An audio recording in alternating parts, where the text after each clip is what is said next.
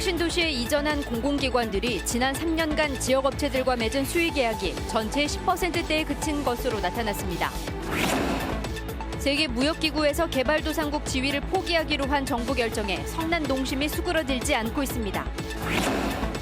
익산시가 북부청사 건립 비용을 마련하기 위해 농업인회관을 매각하려고 하자 농민들이 크게 반발하고 있습니다. 문재인 정부가 임기 반환점을 돌았지만 새만금 사업을 제외한 상당수 공약은 여전히 실현되지 않고 있습니다. 여러분 안녕하십니까? 전북 혁신도시의 둥지를 튼 공공기관들은 저마다 지역과 함께 성장하겠다 이렇게 상생을 강조하고 있습니다. 하지만 1,000만 원짜리 건물 소도까지도 서울업체에게 맡기고 있습니다. 말 따로 행동 따로. 그 실태를 이승환 기자가 보도합니다. 한국식품연구원은 지난해 1,380만 원짜리 건물 소독 용역을 서울업체에 수의계약으로 맡겼습니다.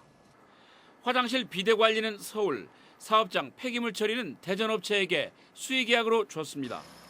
아주 특이한 경우는 그를 제외하고는 전주 이쪽의 지방 업체들하고 계약을 하거나 그렇게 하도록 저희가 이제 유도를 할 겁니다. 계속적으로.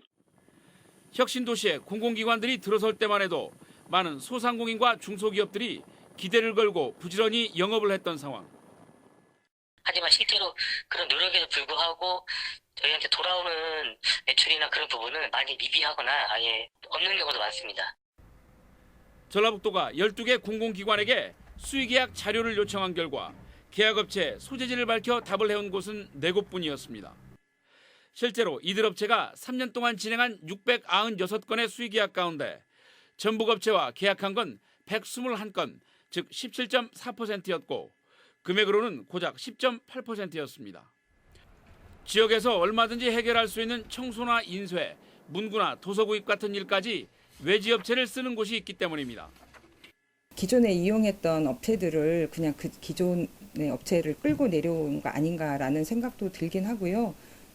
지역과 상생할 의지가 없는 것이 더 도드라진 이유라고 저는 생각을 합니다. 다른 지역보다 가뜩이나 파급 효과가 미흡한 전북 혁신도시가 가장 기본적인 수의계약조차도 갈 길이 멀어 보입니다. JTB 뉴스 이승환입니다. 지난달 정부가 세계무역기구 WTO에서 우리나라의 개발도상국 지위를 포기하겠다고 발표했습니다. 농민들이 이런 상태로는 더 이상 농사를 지을 수 없다며 거세게 반발하고 있습니다. 오정현 기자가 보도합니다. 막바지 가을 거지로 논밭에 있어야 할 트랙터들이 도심으로 몰려듭니다. 정부가 세계무역기구 WTO에서 우리나라의 개발도상국 지위를 포기하기로 하자 더 이상 농사를 못 짓겠다며 농민들이 트랙터를 반납하겠다고 나선 겁니다. 개도국 지위 포기 방침 처리해라! 볼이나 밀도 아직 덜 갈았고 가을 거제 덜 끝난 상황인데 농업 포기죠. 이거는 농업을 이제 더 이상 정부에서 지키지 않고 시장 원리에 맡기겠다라고 선언한 거랑 똑같은 거죠. WTO 개도국 지위 포기는 앞으로 있게 될 협상부터 적용되는 만큼 당분간 개도국 특혜는 변동이 없다는 게 정부 설명.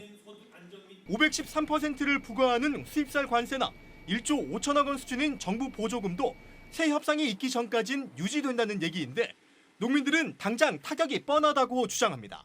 WTO가 지금 진행이 안 된다고 해서 미국에서 다른 나라에서 이런 거 요구하지 않을 거라 이거는 진짜 환상이에요. 힘 있는 나라들 계속 요구가 들어올 겁니다. 그러면 당장 내년부터 쌀 관세율도 낮춰야 되고. 정부는 작물과 관계없이 동일한 보조금을 지급하는 공익형 직불제 도입을 추진하는 등 성난 농심 달래기에 나섰지만 농민들은 개도국 지위 포기는 받아들일 수 없다는 입장. 전라북도 농민들은 전주와 남원 등에서 집회를 계속한 뒤 오는 30일 전국 농민대회까지 투쟁을 이어갈 거라고 예고했습니다. JTB 뉴스 오정현입니다. 익산시가 농업인들이 20년 전부터 사용해온 농업인회관에 대한 매각을 추진해 반발을 사고 있습니다. 익산시는 북부 청사 건립 비용 마련을 위해 어쩔 수 없다는 입장이지만 농민들은 철회를 촉구하고 있습니다. 김진영 기자입니다. 익산시 소유의 건물로 20년 전부터 농민단체들이 사용한 농업인회관입니다. 현재 익산농민회와 친환경농업인연합회, 익산시 여성농민회가 입주해 있습니다. 그런데 이들 단체가 농업인 회관을 떠나야 할 처지에 놓였습니다. 익산시가 하메르베 조성하는 북부청사 건립 비용을 충당하기 위해 매각을 결정했기 때문입니다. 농민단체들은 오랫동안 사용해온 농업인 회관을 비워줄 수 없다며 강하게 반발하고 있습니다. 익산시가 자신들을 무시한 채 시의회하고만 이전 협의를 강행하고 있다며 불만을 드러냅니다. 진정으로 우리하고 협의를 한 이후에 우리가 이주할 수 있는 공간이나 신축 건물을 준다든가 대체 정책 충분히 협의가 됐을 때 그 이후에 의회하고 협의를 하는 것이 맞다고 생각합니다. 익산시는 북부청사 인근에 새로 마련한 건물로 이들 단체들이 옮겨가면 된다는 입장입니다. 북부청사 후면동에 그 리모델링을 하고 있기 때문에 그 단체 희망하는 그 입주를 희망하는 그 단체들은 다 수용해서 그 사무실 공간을 좀 내주고 있습니다. 익산 농업인 회관 매각은 입법 예고된 관련 조례 개정안이 시의회의 의결을 거치면 조만간 결정될 전망입니다. 그러나 농민단체는 매각을 절대 받아들일 수 없다며 강경한 입장이어서 갈등은 쉽게 풀리지 않을 것으로 보입니다. JTBC 뉴스 김진영입니다.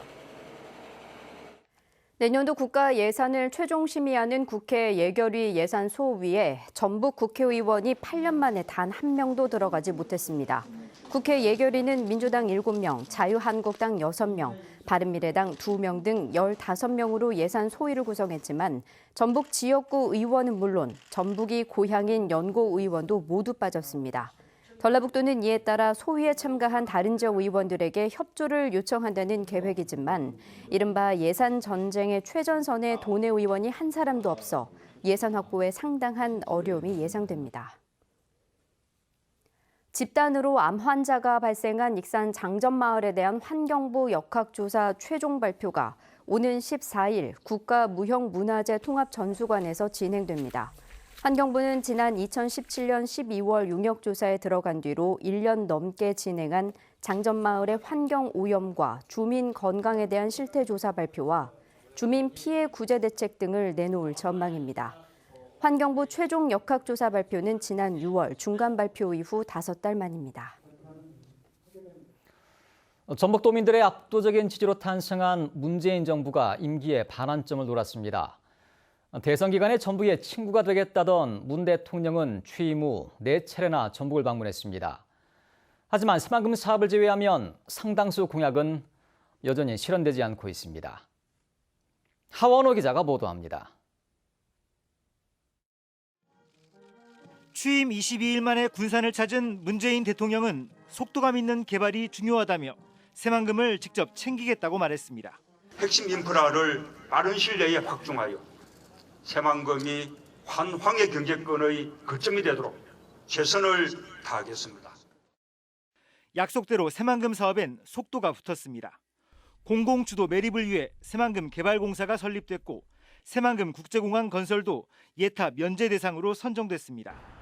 전북 출신 장 차관급 인사도 23명으로 역대 최고 수준을 기록했고 6조 원대에 머물렀던 전북 예산도 2년 연속 7조 원을 돌파했습니다. 적지 않은 성과가 있었지만 아쉬운 부분도 많습니다. 대통령 공약이었던 제3금융중심지 지정은 유보 상태로 머물러 있고 군산조선소 재가동 역시 기약이 없습니다.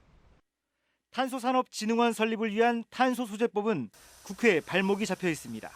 군산조선소 문제나 제3금융중심지 조성 같은 부분들도 저희 도가 주도적으로 노력하고 정치권과 연대를 해서 집권 후반기에 가시적인 성과가 도출될 수 있도록. 지난 대선에서 가장 높은 지지를 보냈던 도민들은 문재인 정부가 남은 임기 동안 전북의 어떤 친구가 될 것인지 지켜보고 있습니다. JTBC 뉴스 하원호입니다. 부안에서 채집한 야생 조류 분변에서 AI 바이러스가 검출됐습니다. 국립환경과학원은 지난 5일 부안군 개화면 동진강 하류에서 채집한 야생 조류 분변에서 H5형 AI 바이러스가 검출됐다고 밝혔습니다. 환경과학원은 이 바이러스의 고병원성 여부를 조사하고 있습니다. 전북교육청이 교육 현장에 남아있는 일제 잔재 개선에 나섰습니다. 전북교육청은 애국조회와 훈화, 337 박수처럼 군대나 일제강점기 때 유래한 교육활동이나 표현을 지향하도록 하고 친일파 인사가 작사, 작곡한 교가의 교체를 돕기로 했습니다. 또한 일제강점기 때 학교에 많이 심어진 가에즈카 향나무를 다른 나무로 바꿔 심고 운동장 조회되는 학생 놀이공간 등으로 바꾸기로 했습니다. 전라북도가 7조 8,317억 원 규모의 내년도 예산안을 도의회에 제출했습니다. 이는 올해 예산보다 11%, 7,700억 원이 증가한 것으로 재정 지출을 늘려 경제 활력을 돕기 위한 것이라고 전라북도는 설명했습니다. 12만여 명의 일자리 창출을 위해 5,700억 원이 투입되고 악취, 미세먼지 저감 사업 1,656억 원, 저출산 다문화 등 인구 정책에 7,700억 원이 편성됐습니다. 내년도 전북 예산안은 상임위 심의 등을 거쳐 다음 달 13일에 의결될 예정입니다. 전주시가 송천동 농수산물 도매시장의 도도동 이전 계획을 보류했습니다. 전주시는 농수산물 도매시장 상인과 인근 주민이 각각 매출 감소와 불편을 호소하며 반발해 도도동 이전 계획을 보류했다고 밝혔습니다. 하지만 농수산물 도매시장의 이전은 항공대의 도도동 이전에 따른 주민과의 약속 사항이어서 도도동 주민의 반발이 예상되고 있습니다. 농산물 최저가격 보장제 대상 품목 가운데 양파와 마늘에 대한 신청 접수가 다음 달 3일까지 이뤄집니다. 농산물 가격 안정을 위한 이 사업은 출하기 시장 가격을 조사해 기준 가격보다 하락했을 경우 차액의 90%를 보전합니다. 양파와 가을무 가격이 떨어졌던 지난해 전라북도는 200여 농가에 1억 4천만 원을 지원했습니다. 전북경찰청은 동료의 모습을 촬영해 유포한 혐의를 받고 있는 A순경에 대해 구속영장을 신청했습니다.